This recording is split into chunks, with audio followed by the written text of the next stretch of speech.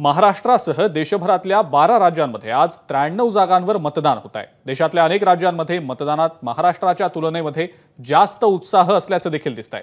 निवडणूक आयोग दर 2 तासांनी आकडेवारी जाहीर करत असून त्यात महाराष्ट्रात कासव गतीनं मतदान होत असल्याचं दिसून येतंय। पहिल्या 2 टप्प्यांमध्येही देशाच्या तुलनेत महाराष्ट्रात मतदान कमीच झाल्याचं पाहायला मिळालं। महाराष्ट्रातलं जे मतदान आहे ते कासव गतीनं सुरू असल्याचं दिसतंय। सकाळी 9 पर्यंत राज्यात 6.70% इतकं सरासरी मतदान झालेलं होतं। मात्र देशात हाच जो आकडा होता तो 10.57% इतका होता। सकाळी 11 वाजेपर्यंत राज्यात 18.39% इतकं सरासरी मतदान झालेलं होतं।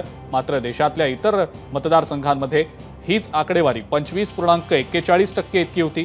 तर दुपारी 1 पर्यंत राज्यात 31.66% इतकी सरासरी टक्केवारी होती। तेच मतदान देशामध्ये 39.92% इतकं झालं होतं। एबीपी माझा, उघडा डोळे बघा नीट।